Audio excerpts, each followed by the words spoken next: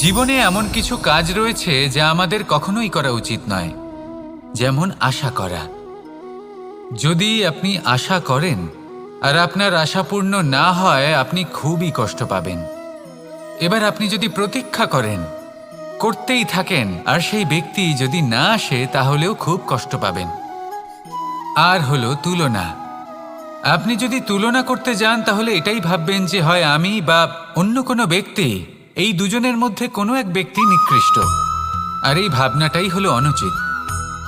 যদি আমরা কথা বলি সেই সব বিষয়ে যা আমাদের করা উচিত, যেমন পরীক্ষা। এই পরীক্ষা সবসময় আমাদের আরো সফল করে তোলে, আরো শ্রেষ্ঠ করে তোলে, আরো উৎকৃষ্ট করে তোলে। আসন্ন মহাসংগ্রামের জন্য আমাদের প্রস্তুত করে তোলে এই পরীক্ষা। তাই এই পরীক্ষার থেকে কখনোই পালাবেন না, এর সম্মুখীন হন। আর হলো কর্ম। কর্ম করা কখনোই বন্ধ করবেন না। তুলনা করার বদলে কর্ম করুন, প্রতীক্ষা করার বদলে কর্ম করুন, আর আশা করার বদলে কর্মই করুন। জীবন সফল হয়ে যাবে। দেখুন, সবার শেষে সত্যি বলতে এই কর্ম আর এই পরীক্ষা, এই দুই আমাদের জীবনকে সুখী করে তুলতে পারে। আসুন আর আমার সাথে ভালোবেসে বলুন, রাধা রাধা। মানুষ তার জীবনে শিক্ষা এবং প্রেম, এই দুই লাভ করে তার মাতা, পিতা এবং গুরুর কাছ থেকে। কিন্তু মানুষ সবথেকে বেশি ভালোবাসে নিজের মাতাকে, কারণ মাতা খুব নির্মল চিত্তে ভালোবাসে, শান্ত মনে আমাদের অন্তরে শক্তির সঞ্চার করে থাকেন, আমাদের উৎসাহ দেন, বলশালী করে তোলেন। ব্যাপারটা কিন্তু এমন নয় যে আমরা নিজেদের বাবা বা গুরুকে ভালোবাসি না, তাদেরকেও আমরা অত্যন্ত ভালোবাসি, শুধু ওনাদের কঠোর ব্যবহার দেখলে আমরা একটু ভয় পেয়ে যাই। এবার ওনাদের এই কঠোর ব্যবহার আমাদের ভালো না লাগলেও অত্যন্ত আবশ্যক, কারণ মাতার থেকে আমরা যে শক্তি লাভ করি তা যেন নিয়ন্ত্রণ হারিয়ে বিধ্বংসী না হয়ে ওঠে, আমরা যেন কোনো কুপথে না চলে যাই, আমরা কখনো যেন দোষ না করে ফেলি।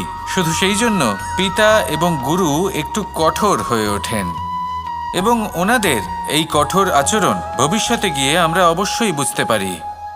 জীবনে কিছু বছর আমরা এগিয়ে যাই আর তারপর আমরা বুঝতে পারি যে বাবা এবং গুরু আমাদের যথেষ্ট ভালোবাসতেন, কিন্তু ওনাদের ভালোবাসার বহিঃপ্রকাশ আলাদা।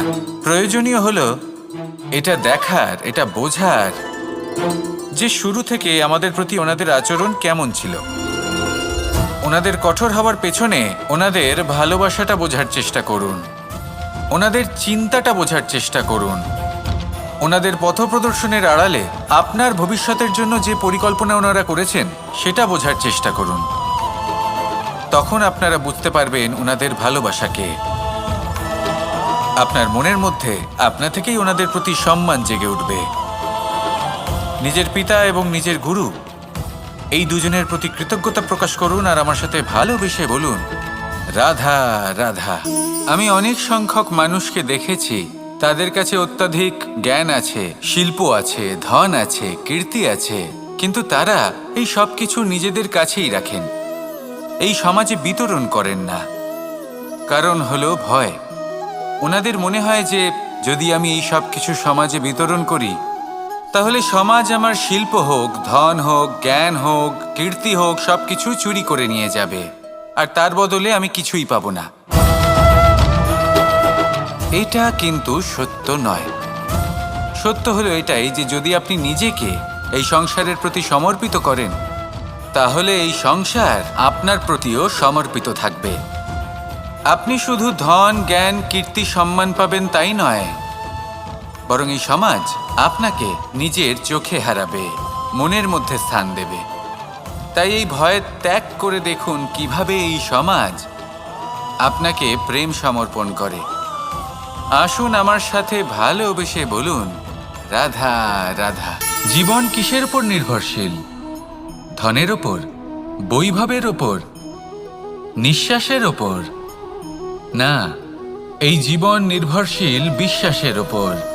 বিশ্বাস নিজের ওপর, বিশ্বাস আমাদের আপনজনের ওপর। কিন্তু যখন এই বিশ্বাস ভেঙে যায়, তখন মানুষের মনও ভেঙে যায়, আর তারপর সে অন্য কিছু করতেই পারে না। তখন কি করা যেতে পারে? 3টে কাজ আছে যা আপনি করতে পারেন। প্রথম, ভালোবাসা। যাকে আপনি ভালোবাসেন, যারা আপনাকে ভালোবাসে, ভুল যারই হোক না কেন, তার কাছে ক্ষমা চাইতে কখনোই সংকোচ বোধ করবেন না। দ্বিতীয় হলো বিশ্বাস। যারা আপনাকে ভালোবাসেন, আপনাকে বিশ্বাস করেন, তাদের বিশ্বাস কখনো ভাঙবেন না। তৃতীয় হলো আশা। যারা আপনাকে ভালোবাসেন, আপনাকে বিশ্বাস করেন, তাদের আশা আপনার সাথে জড়িত। তাদের থেকে কখনো কিচ্ছু লুকোবেন না। এই 3টে কাজ করুন আর এই জীবন সুপ্রসন্ন হয়ে বলবে, রাধা রাধা। মানুষের জীবনে 2 ধরনের আবেগ থাকে যা চিরকাল তার সাথে বসবাস করে। প্রথম, স্বপ্ন। দ্বিতীয়, অজুহাত। মানুষ হাজার হাজার স্বপ্ন দেখতে পারে। আমাকে এই কাজ করতে হবে, আমাকে ওখানে ঘুরতে যেতে হবে, আমায় জীবনে এই অসম্ভব কাজ বাস্তবায়িত করে দেখাতে হবে, আদি ইত্যাদি। এবার ঠিক যেমন স্বপ্ন দেখেন, সেইভাবে অজুহাতও খুঁজে নিয়ে আসেন। আমি এই স্বপ্ন পূরণ করতে পারলাম না, কারণ আমাকে কেউ সাহায্যই করল না, কারণ আমি দুর্বল হয়ে পড়েছিলাম, কারণ আমার কাছে সময়ই ছিল না, আদি ইত্যাদি। এবার সাফল্য এবং অসফলতার মাঝখানে এই ধরনের সংঘর্ষ হতে থাকে। সাফল্য তখন লাভ করা সম্ভব যখন আপনার স্বপ্ন আপনার অজুহাতের থেকে অনেক বড় হয়, আর অসফলতা তখন পাবেন যখন আপনার অজুহাত আপনার স্বপ্নের থেকে অনেক বড় হয়। আপনি যদি সাফল্য লাভ করতে চান, তাহলে চেষ্টা করতে থাকুন, পরিশ্রম করুন। যদি অসফল হন, তাহলে ভয়ভীত হওয়ার কোনো প্রয়োজন নেই। নিজের ভুল বুঝুন, তাকে শুধরে নিন, আবার চেষ্টা করুন। কিন্তু যদি নিজের জীবনে অজুহাত নিয়ে আসেন, তখন স্বপ্ন কখনো পূরণ হবে না। আসুন আমার সাথে ভালোবেসে বলুন, রাধা রাধা। ভয়ের সাথে আমরা সবাই পরিচিত, কষ্টও আমরা সবাই পেয়েছি। কখনো কখনো আমরা অসুস্থ হয়ে পড়ি, আর এমন সময় হলে মাতার মমতা, কখনো বাবার স্নেহ, কখনো বন্ধুদের পাশে থাকার অনুভূতি আমাদের রোগ নিরাময়ে সাহায্য করে। কখনো যদি আমরা নিরাশ হয়ে পড়ি, তখন যদি আমাদের কোনো আপনজন আমাদের 2টো ভালো কথা বলে, তখন আমাদের মনোবল বেড়ে যায়। ঠিক তেমন সংসারের এই রঙ্গমঞ্চে যদি আপনি পীড়িত অনুভব করেন, কিছু শুভ কথা আলোচনা করুন, কিছু স্তুতি গান করুন, কিছু মুহূর্তের জন্য হলেও নিজের ইষ্টদেবের কথা স্মরণ করুন আর প্রার্থনা করুন। সাহস বাড়বে, শক্তিও বৃদ্ধি পাবে এবং সামনে এগিয়ে চলার পথও দেখতে পাবেন। তখন এই মন প্রসন্ন হয়ে বলবে, রাধা রাধা। কখনো কখনো অন্ধকারের সাথে লড়াই করার জন্য আমরা প্রদীপ জ্বালাই। এতে প্রথমে সলতে রাখি, তারপর তেল ঢালি, তারপর আগুন জেলে এটা প্রজ্বলিত করি। তারপর একটা সময় আসে যখন এই প্রদীপ নিভে যায়। কারণটা কি? কারণ কি এটা যে প্রদীপের প্রকাশমান হওয়ার ক্ষমতা সমাপ্ত হয়েছে? না। এই যে আগুন আমরা দেখতে পাচ্ছি, এই আগুনের জন্য যে শক্তির প্রয়োজন হয় তা আসে এই তেল থেকে। যদি এই তেল সমাপ্ত হয়ে যায়, তাহলে এই প্রকাশ তাও সমাপ্ত হয়ে যায়। আর আমাদের জীবনে এই তেল হলো আমাদের কর্ম, আর এই আগুন আর এর দ্বারা উৎপন্ন হওয়া প্রকাশ আমাদের ভাগ্য। যত আমাদের কর্ম ক্ষীণ হতে থাকবে, আমাদের ভাগ্য সৌভাগ্য কোথাও না কোথাও লুপ্ত হয়ে যাবে। যে উজ্জ্বল ভবিষ্যৎ আমরা চাইছি তা কখনো লাভ করতে পারবো না যদি কর্ম না করি। ঠিক যেমন তেল ছাড়া অগ্নি উৎপন্ন হয় না, তেমনি কর্ম ছাড়া সৌভাগ্য হয় না। আর যেমন কর্ম তেমন ভাগ্য। তাই সবসময় কর্ম করতে থাকুন, কর্ম করা থামাবেন না। আর আমার সাথে ভালোবেসে বলুন, রাধা রাধা। জীবনে 3টি বিষয় আছে, 3টি বস্তু আছে, তারা যেন আপনাকে কখনো বশে না করে নিতে পারে। প্রথম হলো ধন। ধন যতক্ষণ আপনি ব্যবহার করতে থাকেন, যতক্ষণ তা আপনার কাজে আসছে, ততক্ষণ ঠিক আছে, এই ধন আপনার কাছে অমৃত। কিন্তু যখন এই ধন আপনাকে ব্যবহার করতে শুরু করে, বুঝে যাবেন যে আপনার পতনের সময় শুরু হয়েছে। দ্বিতীয় বিষয়, ফেলে আসা অতীত। যাই করুন আপনি অতীত পাল্টাতে পারবেন না, আর এই সত্যিটা আপনিও জানেন। কিন্তু তাও এর বশবর্তী আমরা হয়ে পড়ি, আর যখন তাই হয় তখন এই সংসারে আমরা যেখানেই যাই না কেন, যত বড়ই সুখ লাভ করি না কেন, সেই সব আমাদের কাছে তিক্ত বলে মনে হয়। তৃতীয় বিষয়, আপনার আশেপাশের মানুষ ভিন্ন ভিন্ন ধরনের মানুষ হয়, যাদের চিন্তা ভাবনা এবং দৃষ্টিভঙ্গি ভিন্ন ভিন্ন প্রকারের। যদি এদের বশবর্তী আপনি হয়ে পড়েন, তাহলে কেউ বলবে এটা করো, এটা ভালো, কেউ বলবে এটা করো না, ওটা করো, ওটা ভালো কাজ, কেউ বলবে এই দুটোই করো না, অন্য কিছু করো। এই কথাগুলিতে আপনি এতটাই জড়িয়ে পড়বেন যে আপনি লক্ষ্যভ্রষ্ট হয়ে পড়বেন। তাই এই 3 বিষয় থেকে সাবধানে থাকবেন। যদি কোনো কিছু বশ করতে হয়, তাহলে আপনাকে বশ করতে হবে আপনার আজকে, নিজের বর্তমানকে।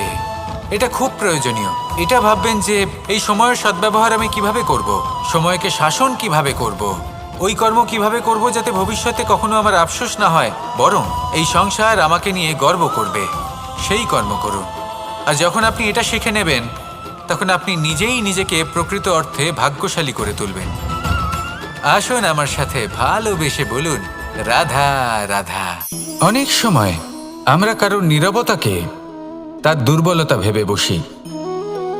হতেই পারে সেই ব্যক্তি উত্তর দিতে চাইছেন না, হতে পারে অন্য কোনো কারণ আছে যা আমরা বুঝতেই পারছি না। সেই জন্য তাকে দুর্বল ভেবে নেওয়া অনুচিত।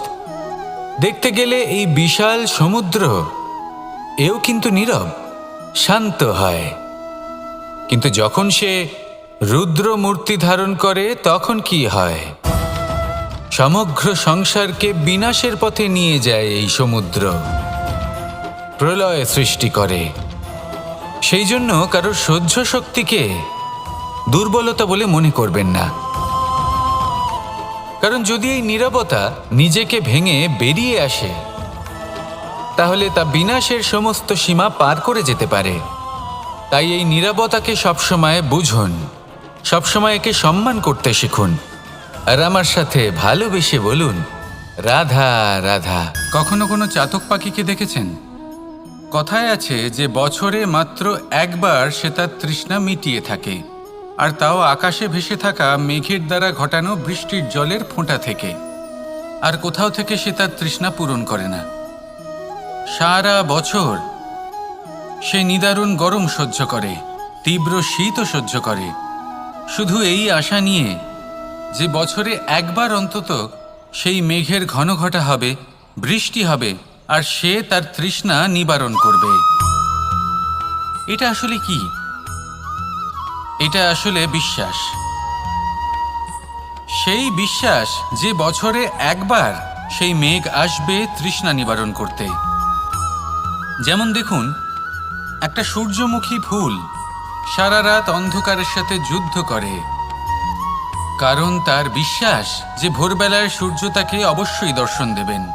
সেটাও বিশ্বাস ছিল যার উপর ভরসা করে মনু একটা নৌকা নিয়ে বেরিয়ে পড়েছিলেন এবং সমস্ত সৃষ্টিকে প্রলয়ের হাত থেকে বাঁচিয়েছিলেন। সেটাও ছিল ভালোবাসার প্রতি বিশ্বাস, যার উপর ভরসা করে বানর এবং ভাল্লুক সেনা নিয়ে শ্রীরাম আক্রমণ করেছিলেন সমস্ত বরদানপ্রাপ্ত অসুরগণ এবং রাক্ষসগণের লঙ্কায় এবং জয়লাভ করেছিলেন। এই বিশ্বাসই হলো এই বিশ্বের আশা। বিশ্বাস রাখুন যে আপনি হলেন সর্বশ্রেষ্ঠ এবং শুধুই নিজের কর্ম করতে থাকুন।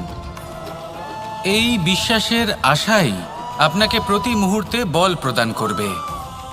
এ হলো আমার বিশ্বাস। আসুন আর আমার সাথে ভালোবেসে বলুন, রাধা রাধা। যোগাসন। যোগাসনে আসন অত্যন্ত গুরুত্বপূর্ণ। এবার আমি বলবো সবথেকে শ্রেষ্ঠ আসন কোনটি।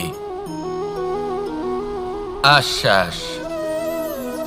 নিজেকে আশ্বস্ত করতে থাকুন যে আমি আছি, সব ঠিক হবে, যা হচ্ছে ভালোর জন্য হচ্ছে। এই আশ্বাস আপনাকে জীবনে এমন ধন্যাত্মক বিশ্বাস দেবে যে আপনি বড় বড় সমস্যার সমাধান করতে পারবেন। এবার যদি কথা বলি সবথেকে কঠিন সময়ের, তাহলে সেটা হলো বিচ্ছেদের। যা মা সীতাকে সহ্য করতে হয়েছে শ্রীরামের জন্য, রাধা কৃষ্ণকেও সহ্য করতে হয়েছে। যে ব্যক্তি বিচ্ছেদের সময় সঠিক পথে চলে এসেছে সে জীবনে অনেক শ্রেষ্ঠ স্থানে অবশ্যই পৌঁছতে পারবে। এবার যদি কথা বলি সবথেকে জরুরি এবং গুরুত্বপূর্ণ সময়ের, তাহলে সেটা হলো সংযোগ। সকলকে সাহায্য করতে থাকুন। আপনি অন্যদের সাহায্য করে তাদের যত আনন্দ দিতে পারবেন ততটাই আনন্দ আপনারও জীবনে অবশ্যই আসবে। আসুন আর আমার সাথে ভালোবেসে বলুন, রাধা রাধা। সংসারে সকলে উঁচুতে উঠতে চায়, কেউ নত হতে চায় না। সবাই এটা মনে করে যে নত হওয়ার অর্থ হলো তাদের আত্মসম্মান এবং অহংবোধের বিরুদ্ধাচরণ করা। তাদের মনে হয় যে যদি আমরা নত হই সংসার আমাদের দুর্বল মনে করবে, তাদের শৌর্য এবং তাদের ব্যক্তিত্বের অপমান হবে। কিন্তু এটা কি সত্যি? প্রত্যেকবার নত হওয়ার অর্থ কি সম্মানহানি হওয়া? কখনোই নয়। আপনি নিজের জীবনকেই দেখে নিন। আপনার কোনো অমূল্য জিনিস যদি নিচে পড়ে যায় তাহলে তাকে কিভাবে তোলেন? সেই বস্তুকে তোলার জন্য আপনাকে নত হতেই হবে। আপনি বড়দের আশীর্বাদ কিভাবে লাভ করেন? আপনি নত হয়ে তবেই তাদের আশীর্বাদ লাভ করতে পারেন, তাই না? ভেবে দেখুন, আপনি একটা পথে হাঁটছেন, আপনি দেখতে চাইছেন যে আপনি সঠিক পথে হাঁটছেন কিনা, পায়ের নিচে কাঁটা পড়ে আছে কিনা। কিভাবে দেখবেন? আপনাকে সেই মাথা নত করেই দেখতে হবে। এর অর্থ কি? অর্থ খুব সহজ। প্রত্যেকবার নত হওয়া অনুচিত নয়, সেটা কোনোভাবেই সম্মানহানি নয়। পরিস্থিতি অনুসারে এবং যেখানে প্রয়োজন আপনি নত হতে শিখে গেলে আপনি অনেক কিছুই লাভ করতে পারবেন। জ্ঞান, মান, গুণ, বিশ্বাস। সেই জন্য প্রয়োজন এবং পরিস্থিতি অনুসারে নত হতে শিখুন, এতে অনুচিত কিছুই নেই। আত্মসম্মান থাকা অত্যন্ত প্রয়োজনীয়, কিন্তু তা যেন কখনো অহংকারে পরিণত না হয়। এই বিষয়ে অবশ্যই নজর রাখবেন এবং আমার সাথে ভালোবেসে বলবেন, রাধা রাধা। আমাদের জীবনে অনেক ধরনের ব্যক্তি এসে থাকেন। কেউ কেউ আমাদের সাথে থেকে যান, কেউ আমাদের থেকে দূরে চলে যান। কেউ ভালো মানুষ হন, কেউ খারাপ মানুষ। কিন্তু আমরা সবসময় সেই সময়টাকে নিয়ে দুঃখ প্রকাশ করি যখন আমাদের জীবনে কোনো খারাপ ব্যক্তি প্রবেশ করেন। তারা আমাদের খারাপ অনুভূতি দেন, দুঃখ দেন, কষ্ট দেন। আমরা সবাই তাকে ভালো মন্দ কথা বলি। কিন্তু কেন? এমন বিভিন্ন ধরনের মানুষ, খারাপ মানুষ, ভালো মানুষ সবার জীবনেই আসেন এবং সকলকেই একটা অমূল্য শিক্ষা দান করে যান। এবার আপনি নিজেই ভেবে দেখুন, জীবনে যখন প্রথমবার আপনি আগুন স্পর্শ করেছিলেন তখন আপনি একটা শিক্ষা লাভ করেছিলেন যে আমাকে আগুনের থেকে একটু দূরে থাকতে হবে। তারপর আস্তে আস্তে আপনি শিখলেন যে কিভাবে এই আগুনকে নিয়ন্ত্রণে রাখতে হবে। তারপর আপনি শিখলেন যে কিভাবে নিজের জীবনে তাকে প্রয়োগ করতে হবে, তা সে অন্ধকারে প্রকাশ লাভ করার জন্য হোক বা খাবার বানানোর জন্য। সেইভাবেই কোনো খারাপ ব্যক্তি যখন আপনার জীবনে আসে কোনো শিক্ষা দিয়ে যান, তার প্রতি কৃতজ্ঞ থাকুন। তার বিষয় খারাপ ভাবার বা খারাপ অনুভূতি নিয়ে থাকার কোনো প্রয়োজন নেই। সেই শিক্ষা লাভ করুন, ইতিবাচক মনোভাব নিয়ে জীবনের সামনে এগোতে থাকুন। কেউ নেই যিনি আপনাকে বাধা দিতে পারেন। আসুন আমার সাথে ভালোবেসে বলুন, রাধা রাধা। অনেক সময় আমরা জীবনে অনেক মানুষকে এমন বলতে শুনে থাকি যে আমি অসফল হয়েছি কারণ আমার সময় ভালো যাচ্ছিল না। আমি এই জিনিসটা লাভ করতে চাইছিলাম কিন্তু করতে পারলাম না কারণ আমার সময়টা ভালো যাচ্ছিল না। আমি আমার জীবনে ওই মহান কাজটা করতে চাইছিলাম কিন্তু করতে পারলাম না। কেন? কারণ আমার সময়টা ভালো যাচ্ছিল না। কিন্তু যে মুহূর্তে ভালো সময় আমার জীবনে আসবে আমি সব কিছু প্রাপ্ত করব। এমন প্রায় প্রত্যেকেই বলেন। আসুন একটা কথা বোঝা যাক। একজন মালিকে দেখুন, সে প্রত্যেক দিন গাছের সেবা করে, তাকে জল দেয়, তার যত্ন আত্তি করে। কেন? প্রত্যেক দিন সেই গাছ ফল দেয় না। সঠিক সময় এলে তবেই সেই গাছ ফল দেয়, কিন্তু প্রত্যেক দিন মালি তার সেবা করে, তাকে যত্ন করে। শুধুমাত্র তখন করে না যখন সেই গাছ ফল দিতে সক্ষম। আর যদি মালি গাছের যত্ন প্রতিদিন না করে তাহলে হয়তো সেই গাছ ফল দিতেই পারবে না। এটাই হলো আমাদের জন্য একটা শিক্ষা। যখন সময় আমাদের জন্য অপেক্ষা করে না, তখন আপনি সময়ের জন্য কেন অপেক্ষা করছেন? ভালো সময়ের জন্য অপেক্ষা করবেন না। ভালো এবং শুভ কর্ম দ্বারা ভালো সময়কে নিজের কাছে টেনে আনুন। নিরন্তর কর্ম করুন, পরিশ্রম করতে থাকুন। শুভ সময় আপনা থেকেই আপনার কাছে আসবে। আসুন আমার সাথে ভালোবেসে বলুন, রাধা রাধা।